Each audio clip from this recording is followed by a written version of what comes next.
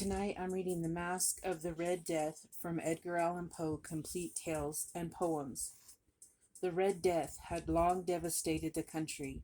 No pestilence had ever been so fatal or so hideous. Blood was its avatar, and it sealed the redness and the horror of blood. There were sharp pains and sudden dizziness, and then profuse bleeding at the pores with dissolution. The scarlet stains upon the body and especially upon the face of the victim were the pest ban which shut him out from the aid and from the sympathy of his fellow man, and the whole seizure, progress, and termination of the disease were the incidents of half an hour. But the Prince Prospero was happy and dauntless and sagacious. When his dominions were half depopulated, he summoned to his presence 1,000 hale and light-hearted friends from among the knights and dames of his court, and with these retired to the deep seclusion of one of his castellated abbeys. This was an extensive and magnificent structure, the creation of the prince's own eccentric yet august taste. A strong and lofty wall girdled it in. This wall had gates of iron. The courtiers, having entered, brought furnaces and massy hammers and welded the bolts. They resolved to leave means neither of ingress or egress to the sudden impulse of despair or of frenzy from within. The abbey was amply provisioned. With such precautions, the courtiers might bid defiance to contagion. The external world could take care of itself. In the meantime, it was folly to grieve or to think. The prince had provided all the appliances of pleasure. There were buffoons, there were improvisatori, there were ballet dancers, there were musicians, there was beauty, there was wine. All these and security were within. Without was the Red Death. It was toward the close of the 5th or 6th month of his seclusion, and while the pestilence raged most furiously abroad, and the Prince Prospero entertained his 1,000 friends at a masked ball of the most unusual magnificence.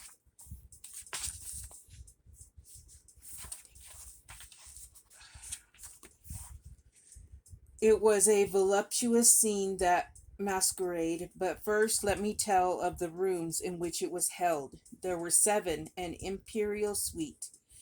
In many palaces, however, such suites form a long and straight vista, which the folding doors slide back nearly to the walls on either hand, so that the view of the whole extent is scarcely impeded. Here the case was very different, as might have been expected from the Duke's love of the bizarre. The apartments were irregularly disposed, and the vision embraced but little more than one at a time. There was a sharp turn at every 20 or 30 yards, and at each turn a novel effect. To the right and left, in the middle of each wall, a tall and narrow Gothic window looked out upon a closed corridor which pursued the windings of the suite. These windows were of stained glass, whose color varied in accordance with the prevailing hue of the decorations of the chamber into which it opened. That at the eastern extremity was hung, for example, in blue, and vividly blue were its windows. The second chamber was purple in its ornaments and tapestries, and here the panes were purple. The third was green throughout, and so were the casements.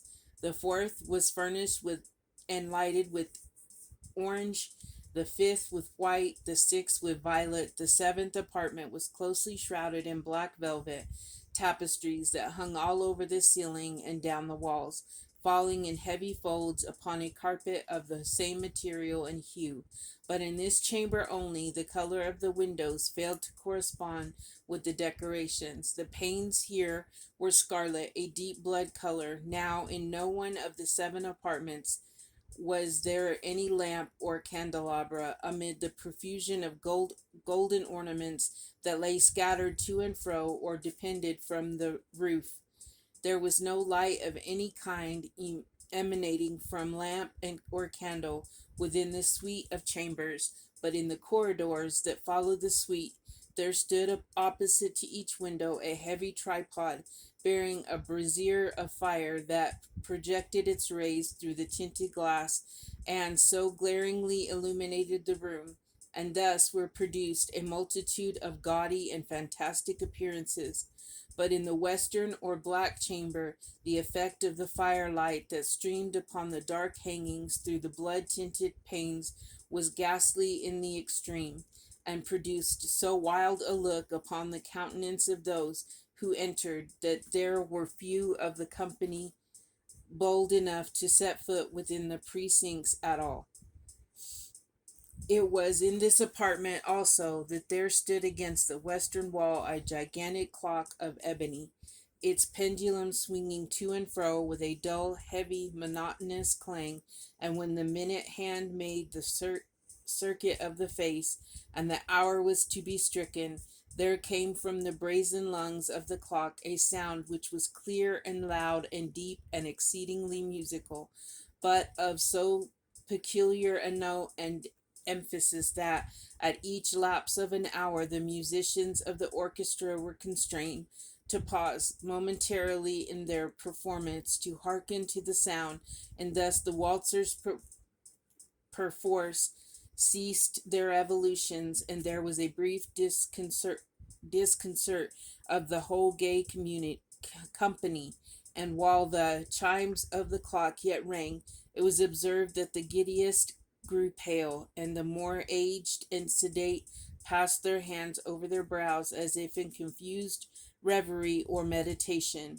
But when the echoes had fully ceased, a light laughter at once pervaded the assembly. The musicians looked at each other and smiled as if at their own nervousness and folly, and made whispering vows, each to the other, and the next chiming of the clock should produce in them no similar emotion. And then, after the lapse of 60 minutes, which embraced 3,600 seconds of the time that flies, there came yet another chiming of the clock, and then there were the same disconcerted and tremulousness and meditation as before. But in spite of these things, it was a gay and magnificent revel. The tastes of the Duke were peculiar. He had a fine eye for colors and effects.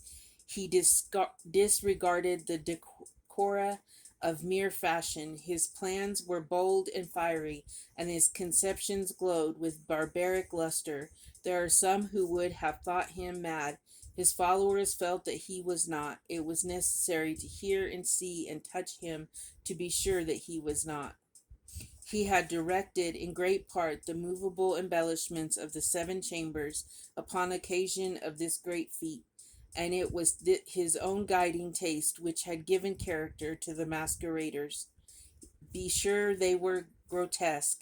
There were much glare and glitter and piquancy and phantasm, much of what has been seen in Hernani. There were arabesque figures with unsuited limbs and appointments. There were delirious fancies such as the madman fashions. There was much of the beautiful, much of the wanton, much of the bizarre, something of the terrible, and not a little of that which might have excited disgust. To and fro in the seven chambers there stalked, in fact, a multitude of dreams, and these the dreams writhed in and about, taking cue from the rooms, and causing the wild music of the orchestra to seem as the echo of their steps.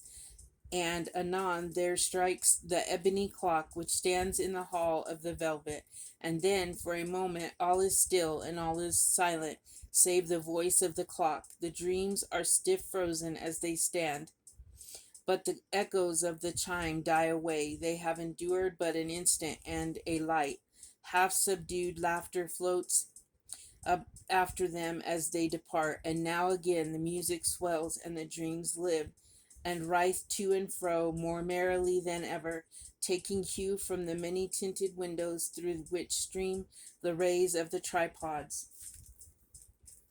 But to the chamber which lies most westwardly of the seven, there are now none of the maskers who venture, for the night is waning away, and there flows a readier light through the blood-colored panes, and the blackness of the sable drapery appalls, and to him whose foot falls upon the sable carpet, there came from the near clock of ebony a muffled peal, more solemnly emphatic than any which reaches their ears who indulge in the more remote gaieties of the other apartments.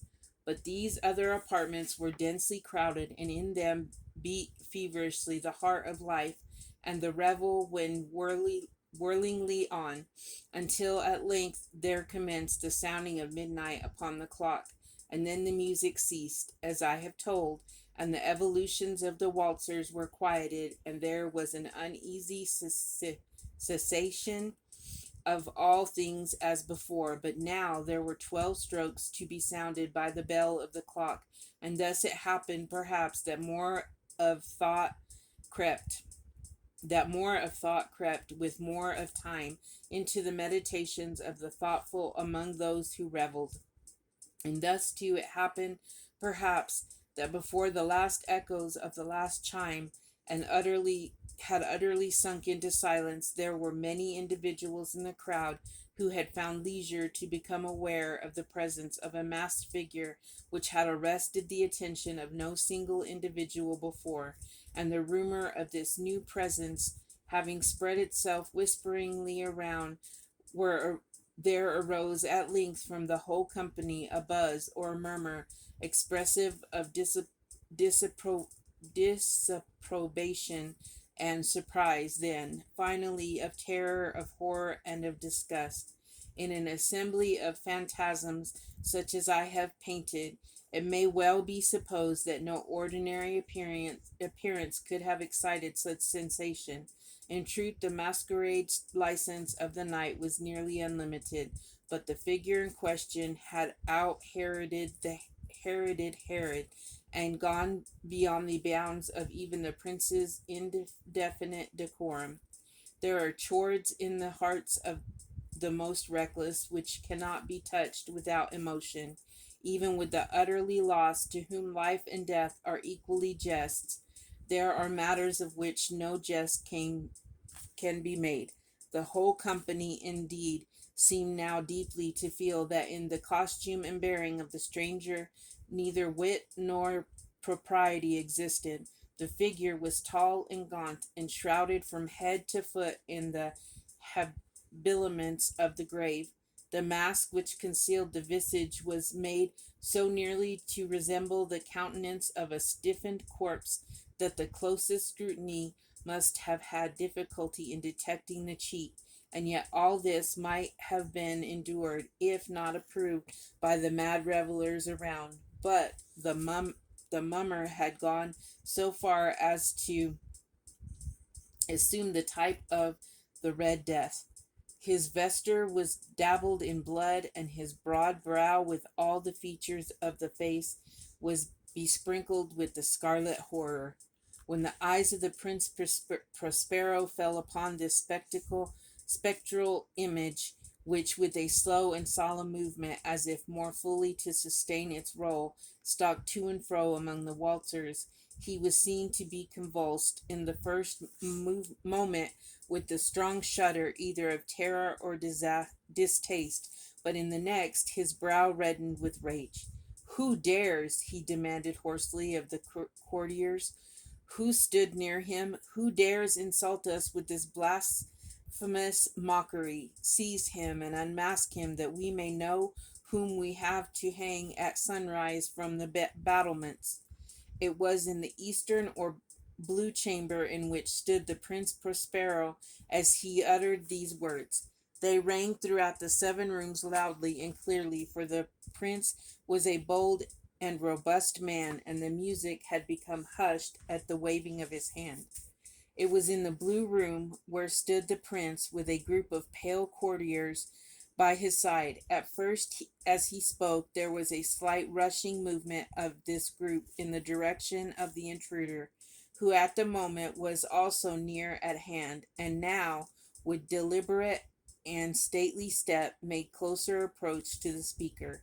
But from a certain nameless awe with which the mad assumptions of the mummer had inspired the whole party, there were found none who put forth hand to seize him, so that unimpeded he passed within a yard of the prince's person, and while the vast assembly, as if with one impulse, shrank from the centers of the rooms to the walls, he made his way uninterruptedly, but with the same solemn and measured step which had distinguished him from the first, through the blue chamber to the purple, through the purple to the green, through the green to the orange, through this again to the white, and even hence to the violet, ere a decided movement had been made to arrest him.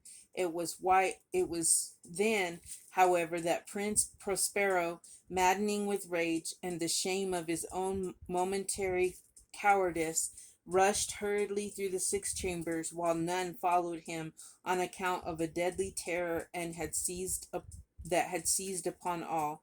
He bore aloft a drawn dagger and had approached in rapid impetuosity to within 3 or 4 feet of the retreating figure, when the latter, having attained the extremity of the velvet apartment, turned suddenly and confronted his pursuer. There was a sharp cry, and the dagger dropped gleaming upon the sable carpet, upon which instantly afterwards fell prostrate in death the Prince Prospero. Then, summoning the wild courage of despair, a throng of the revelers at once threw themselves into the black apartment, and seizing the mummer, whose tall figure stood erect and motionless within the shadow of the ebony clock, gasped in unutterable horror at finding the grave cerements and the corpse-like mask which they handled with so violent a rudeness untenanted by any tangible form. And now was acknowledged the presence of the Red Death. He had come like a thief in the night, and one by one dropped the revelers in the blood bedewed halls of their revel, and died each in the despairing posture of his fall. And the life of the ebony clock went out with that of the last of the gay, and the flames of the tripods expired, and darkness and decay and the Red Death held illimitable dominion over all.